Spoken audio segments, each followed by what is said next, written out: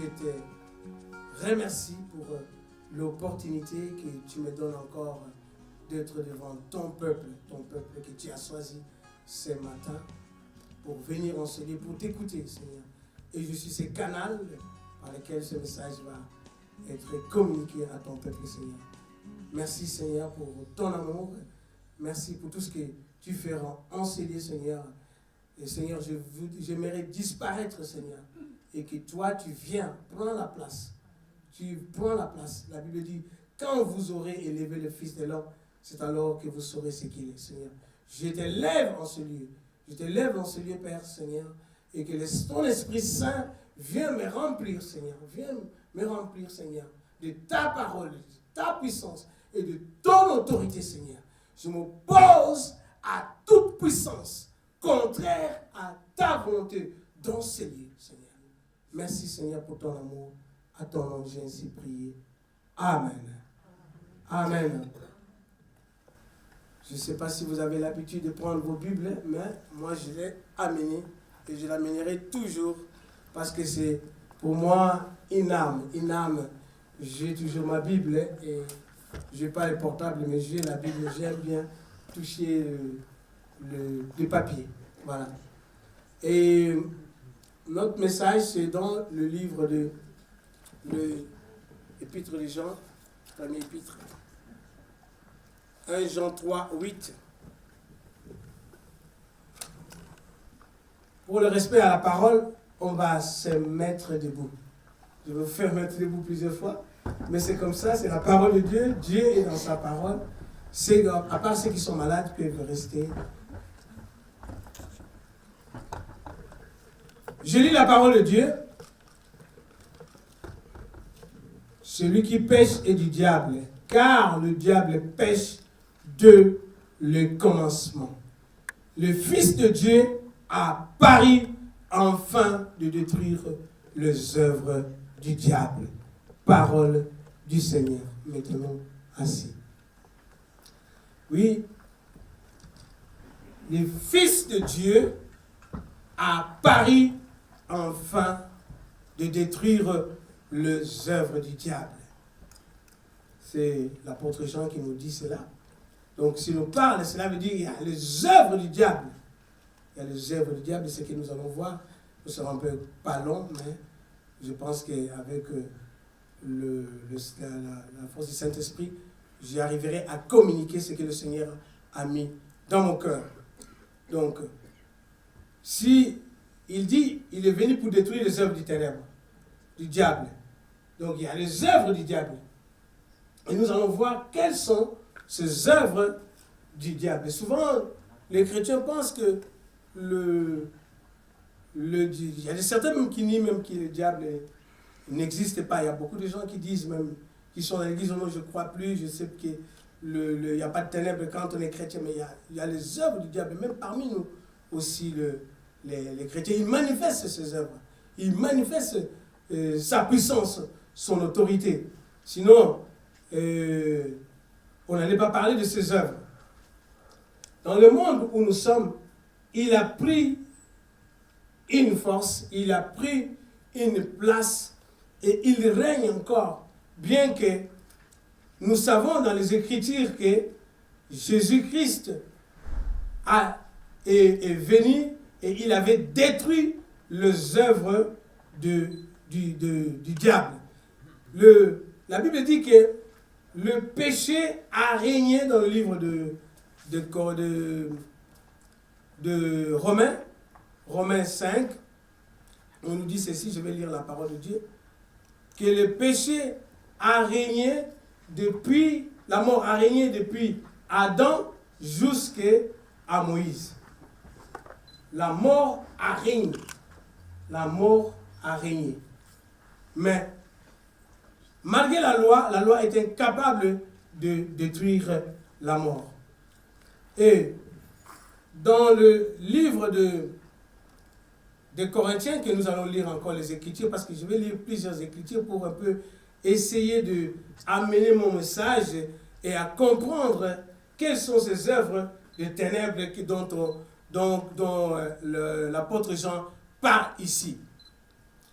l'apôtre Paul parle dans le livre de Corinthiens 4 ici. Si notre évangile est encore voilé, il est voilé pour ceux qui périssent, pour les incrédules, dont le Dieu de ces siècles a aveuglé l'intelligence, afin qu'ils ne vissent pas briller la splendeur de l'évangile de la gloire de Christ, qui est l'image de Dieu. Nous ne nous prêchons pas nous-mêmes, mais c'est Jésus le Seigneur que nous prêchons, et nous disons vos serviteurs à cause de Jésus-Christ. L'apôtre Paul parle ici que le Dieu de ces siècles a aveuglé les gens. A aveuglé les gens pour ne pas voir que l'ennemi, Satan, est en train de régner dans ce monde. Il a aveuglé les gens pour qu'ils ne connaissent pas que Jésus-Christ, c'est celui qui est venu ôter le péché dans le monde. À travers les médias, quand nous regardons les médias, nous voyons que les médias parlent, il y a tellement un marketing pour que les gens ne puissent pas croire que Dieu existe et que Jésus-Christ était venu réellement sur cette terre et qu'il est mort et qu'il est ressuscité. Il y a 95% des gens qui ne croient pas à ça. J'étais, il y a le 1er août à Arao, où il y avait un grand regroupement de chrétiens. Il y avait plus de 5500 personnes. Et Marcus, qui avait prêché cela, il avait dit, par rapport à la Suisse, qui est une terre chrétienne, il dit, nous avons une grande mission. Nous avons une grande mission parce que la plupart des gens qui habitent à côté de nous ne connaissent pas cela. Que Jésus-Christ est le Seigneur et Sauveur. 95% des gens sont aveuglés par les choses. Le diable les a aveuglés et ils ne croient même plus. Et ils passent à côté de nous. Ce sont ces gens-là qui sont morts spirituellement. Ils sont aveuglés par le Dieu de ces siècles. Le Dieu de ces siècles, dans Hébreux 2,14, on va voir, il écrit ceci. Ainsi donc, puisque les enfants participent au sang et à la chair, il y a également participé lui-même, afin que par la mort, il anéantit celui qui a la puissance de la mort, c'est-à-dire le diable. Le diable a la puissance de la mort. Le diable, c'est celui qui aveugle le monde, c'est celui qui aveugle les gens pour qu'ils ne voient pas la splendeur, la gloire de Dieu qui est à travers l'évangile. Il a aveuglé les gens. Les gens sont aveuglés. Il y a des interviews qui se passent dans la rue quand on pose les gens Jésus-Christ, le nom de Jésus, ils ne connaissent même pas. Et le temps de son avènement s'approche. Et l'église, le corps du Christ, il n'est plus dynamique. L'église s'est renfermée. Et le pasteur Marcus qui avait prêché ce jour-là, ce message m'a touché quand j'ai compris que, et j'ai ouvert les yeux pour comprendre que, je regarde d'abord dans mon immeuble, là où j'habite rue des Îles Neufs, et je regarde combien de gens connaissent Christ.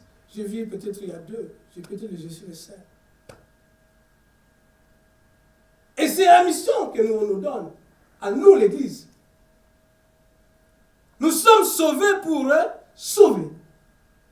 Si nous ne le faisons pas, qui va le faire? Et nous restons dans nos murs. Le diable, lui, continue sa mission. Il continue à aveugler les gens. Il continue à aveugler le monde par ses mensonges. Parce qu'il est le père du mensonge. David, il dit ceci. Dans Psaume 116, 3, il dit, les liens de la mort m'avaient environné. Et les les angoisses du sépulcre m'avaient saisi. Dans une autre version, on dit, les angoisses du séjour de mort m'avaient saisi. J'étais en proie et à la détresse et à la douleur. En lisant ces psaumes, j'ai compris que les angoisses, la dépression, les choses que nous vivons, il y a certaines maladies, c'est du diable.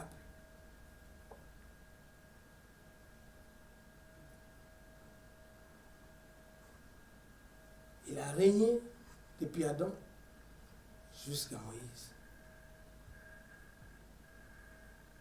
Mais il y avait quelqu'un que Dieu a envoyé et qui avait le pouvoir de détruire la mort et le séjour de mort.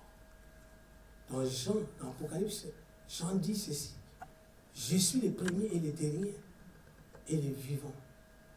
J'étais mort et voici je suis vivant au siècle des siècles. Je tiens les clés de la mort et du séjour de mort. Il tient les clés de la mort et du séjour de mort. C'est celui-là que nous prêchons. C'est celui-là tout à l'heure, quand on a balancé les Écritures, c'est celui-là le seul qui a le pouvoir sur la maladie. Et quand il est venu, les démons avaient peur, tremblaient. Il devait traverser de l'autre côté pour aller vers Gadarène. Et qu'est-ce qu'on dit?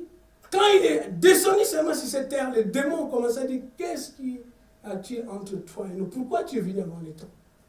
Alléluia. Alléluia. Amen. Parce qu'il savait qui il était. Qui il était. Il tremblait. Il savait que le diable lie encore mes enfants. Un jour comme ça, il apparaît, il veut guérir une femme. Et il y a des pharisiens qui viennent lui dire, le jour de sabbat, tu ne peux pas faire. Il ne savait pas que c'est lui, il était le maître du sabbat. Il dit ceci. Il dit, est-ce que cette femme dont Satan détenait pendant 18 ans, il reconnaissait que Satan détient certaines personnes encore en captivité. Jésus même a reconnu que lui, il les tient encore. Parce qu'il a dit, je voyais Satan tomber comme un éclair. Mais vous, je vous ai donné le pouvoir de marcher sur les serpents et les scorpions. Il dit, rien ne pourra vous nuire. David a dit, les liens de la mort. L'angoisse, ça ne vient pas de comme ça. Ça vient de ce jour de mort. Et le maître de ce jour de mort, c'est le diable. Mais nous oublions qu'il n'a plus les clés. Les clés, c'est Jésus qui a. Les clés, c'est plus Satan qui a les clés. Il dit, nos peuples périssent par ignorance. Jésus a les clés. Et ces clés, Jésus n'est plus parti avec cette clé. Il l'a remis à toi et à moi. Et je le crois fermement que ce matin, si tu es venu angoissé, tu es venu avec des épreuves, pas ce message seulement que tu vas écouter. J'ai la ferme assurance que quelque chose va se passer dans ta vie. Mais c'est un domaine de la foi. Des choses qu'on ne voit pas. Comment on peut amener les choses du ciel sur la terre? C'est ce qu'on appelle le surnaturel. Les domaines que les yeux ne peuvent pas comprendre, l'oreille ne peut pas entendre. Mais cela nous a été donné à nous, l'Église, le corps du Christ. Et nous pouvons l'exercer aussi. Comme Liliane, en voyant cette dame, a prié et cette femme a été guérie. Ce n'est pas au pasteur, ce n'est pas aux évangélistes, à tous ceux qui vont croire en son nom. Il a dit, je vous ai donné le pouvoir de marcher sur les serpents et les scorpions. Et rien ne pourra vous nuire. J'expérimente moi-même aussi cette foi. Parfois, je suis malade. J'étais dans la grippe il y a la semaine passée. J'étais vraiment grippé. Je devais aller à Lyon avec mon frère Jean-Luc. Et puis, j'ai dit, j'arrête, on ne parle plus des bords, on ne parle plus. Et puis, le vendredi, on est parti voir la sœur Nicole en retour. Le pasteur Jean-Luc me dit, je vais prier pour toi. J'ai dit, pasteur, prie pour moi. Il a prié. Il lui a dit, dans 3 jours, tu seras guéri. Moi, j'ai seulement retenu cette parole qui m'a dit dans 3 jours. Et le samedi, ma femme voulait me dire, prends le médicament. J'ai dit, l'homme de Dieu a dit, dans 3 jours, je serai guéri. Il y a une autre sœur qui m'a appelé encore, m'a dit, mais tu prends un médicament, pasteur, parce que j'ai dit, l'homme de Dieu a prié pour moi. Dans 3 jours, je serai guéri. Un frère est venu nous voir dimanche. Il a dit, mais je te vois gripper, tes yeux sont entrés, tu as la grippe. Je veux prier pour toi. J'ai dit, l'homme de Dieu a dit, dans 3 jours, je serai guéri. Je n'ai plus besoin que tu pries pour moi. Et le lundi, j'étais guéri. Alléluia. Amen. Alléluia. Amen. Je lui ai parlé, je dis, j'ai seulement, par la foi, accepté cette parole.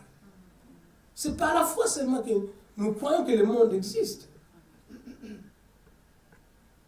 Il dit, recherchez d'abord des choses d'en haut, où Christ est assis. Cherchez premièrement le royaume des cieux. Et lui, il est venu, il est apparu pour détruire les œuvres du diable. Et il nous a donné ce pouvoir, il nous a donné cette autorité. C'est à nous l'Église. Quand je vois quelqu'un qui est malade, nous comprenons bien. Si elle a la grippe, je peux prendre le médicament, c'est tout à fait normal. Je ne dis pas que tu ne vas pas prendre le médicament. Je ne suis pas contre les médicaments, parce que la science, Dieu a donné la science aux hommes. Mais il y a des maladies qu'on ne peut plus guérir. Pour le moment, le cancer, le sida, toutes ces maladies-là, ce sont des maladies qu'on appelle incurables. Mais c'est là, dans ce domaine, que nous devons exercer notre foi pour savoir qu'il y a un Dieu qui est capable, là où la médecine s'est arrêtée pour le moment. Mais il y a un Dieu qui peut opérer au-delà de la médecine. Et c'est là que nous exerçons notre foi. Et cette foi, c'est à travers l'évangile. C'est pour ça que Paul dit que je n'ai pas honte de l'évangile parce que c'est la puissance de Dieu pour le salut de quiconque croit. Il dit, cet évangile, Paul le dit, est voilà pour ceux qui périssent, pour les incrédules, pour ceux que le diable a aveuglés dans ce siècle. Donc il reconnaît que le diable a aveuglé les gens. C'est la puissance de l'évangile qui m'a guéri, qui a permis qu'aujourd'hui je me tienne devant vous. J'étais parti en Afrique, j'ai vécu dans une famille catholique 100%. Mais m'inviter dans l'église, je ne partais pas. Mais un jour, quand j'ai eu un accident, je me suis retrouvé dans une église, un pasteur connu en Afrique, Jacques Vernon, qui est parti reposer auprès du Père. Le Père l'a rappelé, c'est un homme qui a vraiment fait un grand œuvre en Afrique, surtout au Congo. Et Jacques Vernon, c'est un Suisse. Et je me retrouvais dans cette église de la Borne, au Congo. Et là, par la puissance de l'évangile, de la parole de Dieu qui sortait de sa bouche, les œuvres des ténèbres qui habitaient en moi ont été dévoilées dans la bouche de cet homme. Et je regardais cet homme, je disais, mais il ne me connaît pas, mais tout ce que j'ai fait en cachette, ma vie cachée, sort de la bouche de cet homme. Mais qu'il est arrivé, je regardais à côté, je dis, mais peut-être si tu étais un Africain, peut-être ma soeur pouvait lui dire des choses. Mais c'est un Suisse, c'est un Blanc.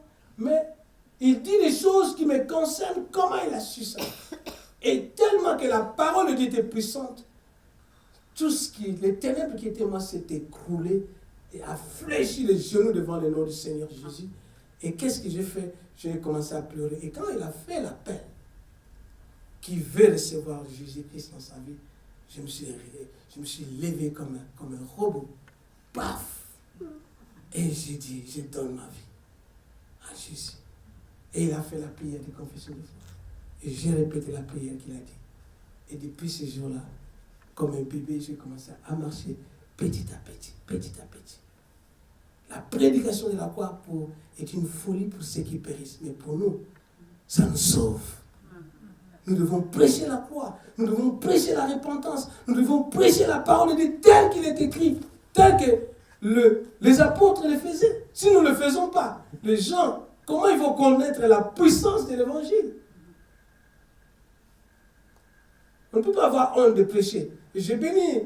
Et parmi nous, nous avons une dame que je respecte, Marguerite Roy, qui me donne souvent des traités, qui a fait un grand travail.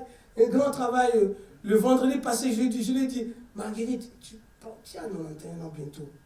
Est-ce que tu peux me parler un peu de ton expérience de 91 ans par rapport à ta foi. Mais quand je l'ai écouté de haut et de bas, par rapport à la famille, par rapport à Dieu, j'ai dit, mais tu gardes un trésor que tu n'as jamais partagé avec les gens. Mais un jour, on doit te donner le micro pour que tu partages ce trésor-là. Et je me donne des flyers. Que parfois, je suis dans les trains, je regarde. Quelqu'un, je sais, me dit, va. Et je donne. S'il refuse, je dis merci, pas de problème. Je regarde, je récupère. S'il accepte, il va le lire. Je vais prier qu'il le lise une fois dans sa vie. Et c'est notre mission. Notre mission, quelque part. Jésus est apparu pour détruire les œuvres des ténèbres. Des ténèbres. Celui qui avait la puissance, c'est la mort. Parce que la mort ne pouvait pas les retenir. La mort ne pouvait pas. La Bible dit que si les princes de ce monde savaient qu'en amenant Jésus à la croix, il a amené Jésus à la gloire, il n'allait pas faire ce qu'il avait fait. Mais il a amené Jésus à la croix. Et après, il y a eu la résurrection. Il est ressuscité avec un corps glorieux. C'est à travers l'évangile que notre vieille vie, notre vieil homme va être détruite. À travers la parole de Dieu. Et nous allons voir de grandes choses. Et ce matin, j'ai l'assurance que si parmi nous, quelqu'un était captif, il nous a donné l'autorité de prier pour les malades. Peut-être que ce n'est pas moi qui va prier. Un frère qui est à côté de toi peut prier. Par la foi, imposer les mains. Et je crois que tu seras guéri. Si tu crois seulement. Quelle que soit la situation que tu passes. C'est question de la foi. D'avoir seulement la foi. Il a dit à Marie, si tu crois, tu verras. Si tu crois ce matin, quelque chose va se passer. Va se passer. Parce qu'il n'a pas changé. La Bible dit qu'il est le même hier, aujourd'hui et éternellement.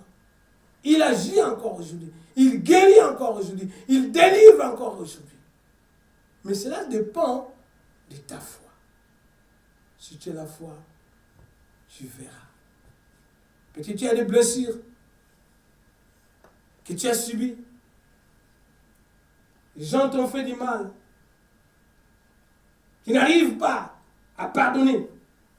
La haine, c'est les œuvres des ténèbres. Quand tu es dans la haine, tu ouvres un boulevard à Satan pour te détruire.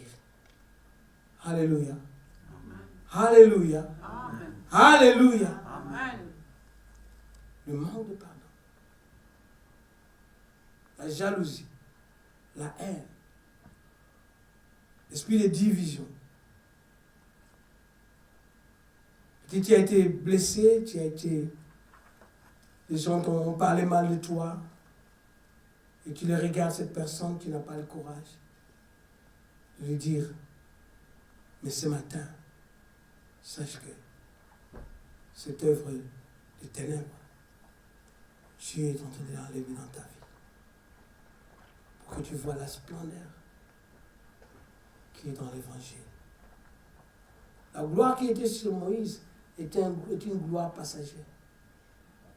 Parce que quand il est descendu sur la montagne, les gens ont vu cette gloire après quelques temps, c'était parti. Mais la gloire qui nous a été révélée à travers Jésus-Christ, c'est une gloire permanente. Parce que nous ne le portons plus dans une arche ou dans une tente, mais nous sommes devenus son habitation. Nous sommes devenus sa maison. Et il est en nous. Il habite en nous avec la plénitude de divinité. Son esprit habite en nous. Et c'est cet esprit qui habite en nous qui peut te donner la force et dire, non, je vais prier pour la sœur. Je me pose ma main. Je lui demande, est-ce que tu veux que je prie pour toi? S'il est d'accord, je prie par la foi. Et il va recevoir la guérison. Alléluia. Alléluia. Amen. Alléluia. Amen. Tu es là. Tu es venu sous l'oppression. Tu es en captivité. Tu vois des choses que tu ne comprends pas. Tu as des combats. Tu vois des choses qui durent. Peut-être il y a l'alcool qui te détruit, c'est l'œuvre des ténèbres aussi. Parce que ces choses-là t'amènent à la mort. La mort physique, d'abord la mort spirituelle et la mort physique. La mort spirituelle vient quand on se sépare de son Dieu. Une plante, si on n'arrose pas, cette plante va mourir. Un poisson, si on l'enlève dans l'eau, le poisson va mourir. Et nous sommes obligés de marcher avec Jésus-Christ. Sans cela, nous sommes morts spirituellement. Et la mort physique vient petit à petit. La haine, le manque de pardon peut entraîner un cancer aussi. C'est prouvé médicinement. Ça peut créer une maladie. C'est la main du diable qui crée cette situation. Ça peut créer une maladie. Jésus-Christ, le Fils de Dieu, apparaît afin de détruire les œuvres du diable. Dans les 4, il dira ceci quand on a lu, il a dit, l'Esprit de Dieu est sur moi, il m'a oint pour libérer les captifs, les opprimés. Il lira ce passage et à partir de ce moment-là, son ministère avait commencé. Et les démons ne pouvaient pas tenir devant lui.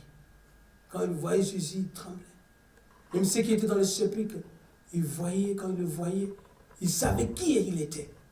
Mais parfois, nous, les enfants de Dieu, nous ne savons pas celui qui habite en nous. Comme Paul dit, ce n'est plus moi qui vis, mais c'est Christ qui vit en moi. Si tu es là quelque part et tu vois que tu as l'angoisse, qu'il y a quelque chose qui te tracasse, pendant que nous allons courber nos têtes, vraiment, restons courber nos têtes et calmement, tu peux mettre ta main en haut. Si tu vois vraiment qu'il y a quelque chose que tu vis et que tu ne comprends pas, j'ai la ferme assurance que Jésus va opérer quelque chose dans ta vie. Parce que par sa mort, il a anéanti celui qui a la puissance de la mort, c'est-à-dire le diable. Et le diable entraîne les maladies et toute autre chose. Comme c'est dans la tête, tu peux lever. S'il y a des personnes qui sont là, qui ont un ministère aussi, il y a des sœurs qui sont là, des servants de Dieu, qui peuvent se déplacer pour prier pour toi. Pendant que, vraiment, reste en la présence de Dieu. Son esprit est au milieu de nous. Il va opérer quelque chose. Il va opérer quelque chose que tu n'as jamais reçu avant. Et je le crois. Ce n'est pas un hasard que tu es dans ce lieu. Tu n'es pas venu voir quelqu'un, mais tu es venu recevoir ce message ce matin. Ce message est pour toi ce matin. Ce message est venu pour te délivrer, pour te guérir. Et tu vas sortir pas tel que tu étais venu. Peut-être tu as passé une nuit agité. Et tu ne savais pas, tu dis non, je vais essayer d'aller seulement parce qu'on m'a invité. Mais il y a quelque chose qui va se passer. Seulement si tu as la foi. Lève seulement ta main. Si tu es là.